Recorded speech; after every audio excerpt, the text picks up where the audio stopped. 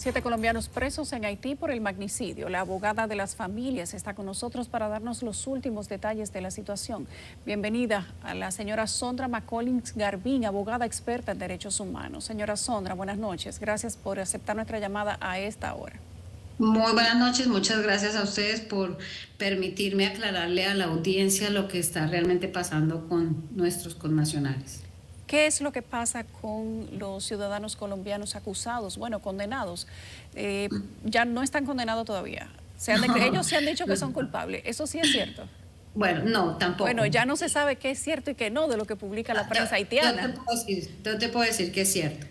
De los 17 colombianos que se encuentran actualmente en Haití, ninguno de ellos ni está condenado, ni ninguno de ellos ha aceptado culpabilidad. Los 17 desde el día cero han dicho que estaban acompañando a la Policía Nacional de Haití a hacer un operativo de captura con fines de extradición a un señor importante que después supieron que era el presidente. Cuando llegan allá, en hechos extraños, confusos que todavía nadie conoce, resulta que el presidente estaba muerto, salen a esperar que los recojan y la policía los dejó ahí botados. Duramos casi 30 meses esperando que se escucharan ante el juez Voltaire, que es el último juez que ha conocido el caso, hasta que pudieron ir con un abogado de oficio para poder dar sus declaraciones, y a raíz de esas declaraciones y de las declaraciones de los dos colombianos que están en Estados Unidos que aceptaron conspiración, ellos sí están cooperando con la justicia americana y aceptaron conspiración, no asesinato.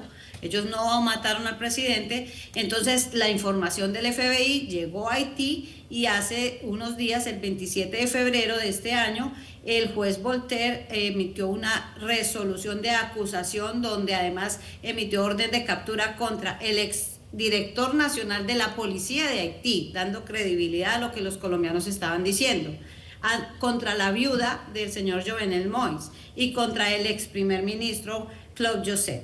Y a los colombianos les cambian la calificación como coautores materiales, es decir, los asesinos del presidente, por cómplices o secuaces de estas personas que inicialmente los estaban acusando a ellos. Entonces, obviamente les creyeron una parte, pero pues como este caso es tan polémico y es más político que jurídico, pues no los dejaron en libertad. En hechos extraños, el sábado se toman por la fuerza las pandillas la cárcel, abren las puertas y sacan a todo el mundo. Intentaron sacar a los colombianos, el director de la cárcel iba a hacerles un release para que salieran por sus propios medios porque no podían brindarles la seguridad. Es como les iban a dar la libertad de forma penitenciaria. Ellos no quisieron salir y pidieron auxilio a través de una llamada telefónica del teléfono de un guardián a las familias. Se contactaron conmigo, inmediatamente nos pusimos en contacto con la Cancillería de Colombia. El domingo emitieron un comunicado y tuvieron pues que las autoridades haitianas ir por ellos para resguardarles su vida, porque los únicos que quedaron en la cárcel esperando pues saber qué pasaba con ellos eran los 17 colombianos. Los demás salieron por la puerta porque las pandillas abrieron la puerta, mataron unos guardianes y pues eso ahorita está hecho un caos. ¿Por qué no se fueron ellos? Pues para dónde se iban a ir, además porque sabían que los iban a matar, o sea, no tenía sentido que les dieran una orden de libertad a las 11 de la noche un sábado, en medio de unas revueltas, en medio de una locura, cuando ellos desde un principio han sido amenazados por esta misma banda, quien ni siquiera permitió que interpusiéramos en noviembre del 2022 un habeas corpus, porque ni les habían legalizado la captura, ni les habían notificado de que estaban siendo acusados.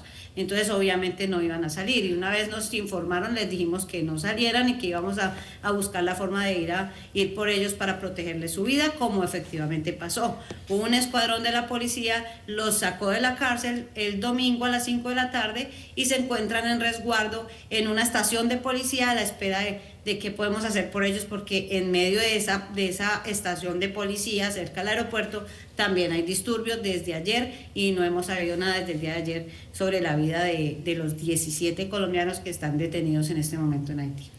Leímos en un medio de comunicación de Haití que ellos habían sido trasladados a otro lugar, simplemente. ¿Tienen ustedes esta información? Correcto, a una estación de policía que está cercana al aeropuerto de Puerto Príncipe. Y después de ahí ya más nada.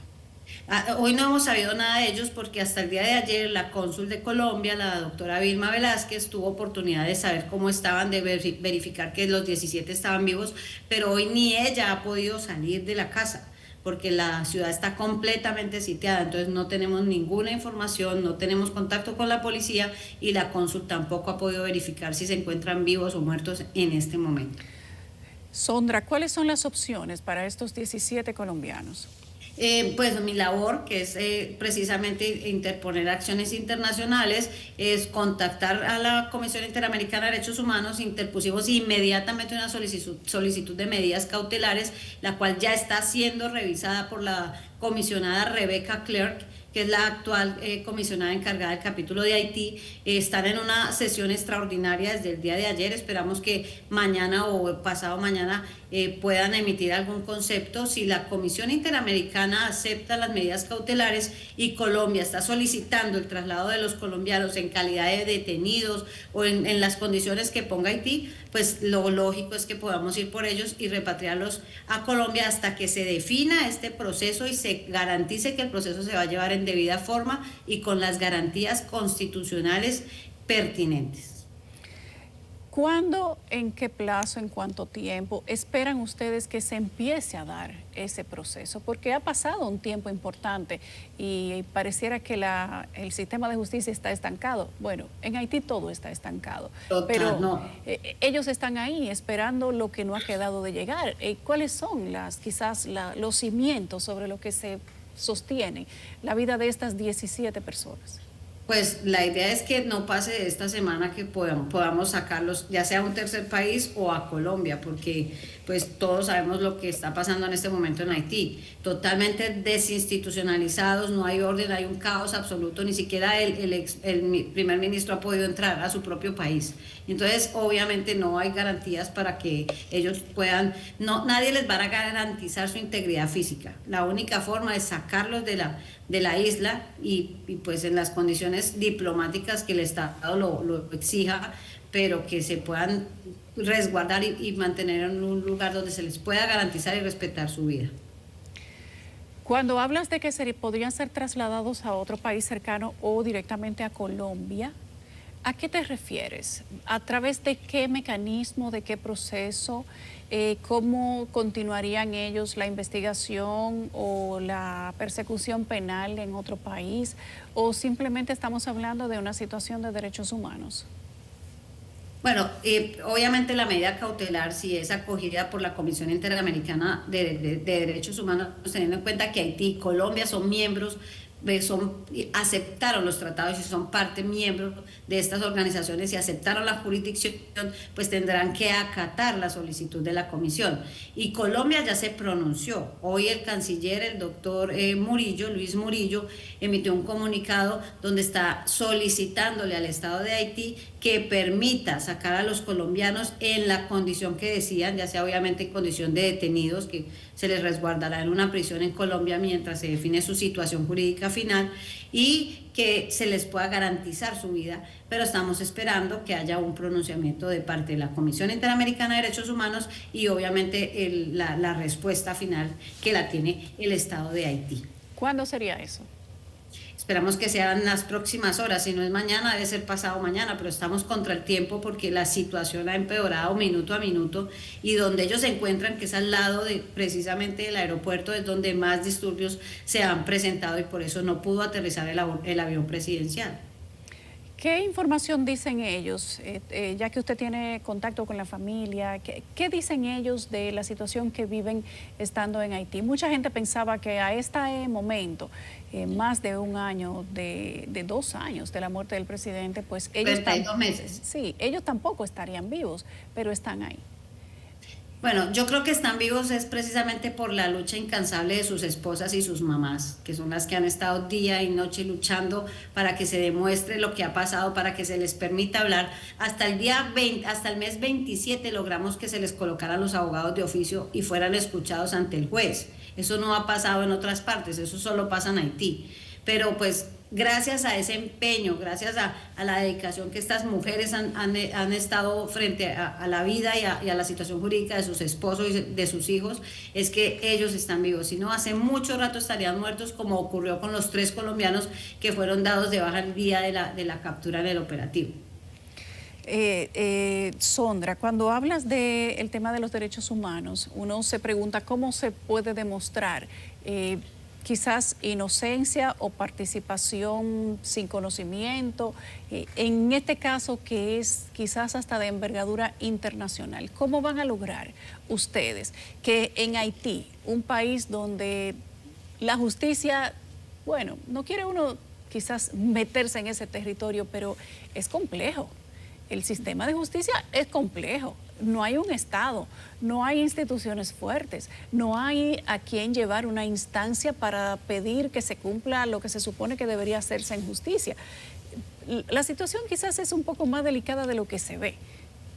No, es completamente delicada, ¿no? Es que se ve complicada y es mucho más, digamos, casi que imposible de lograr. Pero si logramos sacar a los colombianos de Haití y resguardarlos en un lugar seguro, lo que sigue, ya teniendo intervención de la Comisión Interamericana de Derechos Humanos, es que los organismos internacionales soliciten por las vías diplomáticas que este proceso sea sacado a un tribunal ad hoc, como ha pasado en una oportunidad hace un par de décadas en Corea, donde había un proceso de esta magnitud y no había garantías para que se llevara en debida forma. Fue sacado a un tercer país para llevarlo con un tribunal ad hoc y se pudo llegar a una resulta que el mundo entero aceptó. Esa es la situación que se podría presentar aquí en caso de que los organismos internacionales intervengan y que el Estado de Haití, una vez se defina si va a quedar con un nuevo gobierno o si va a poder entrar el presidente, el primer ministro Ariel Henry,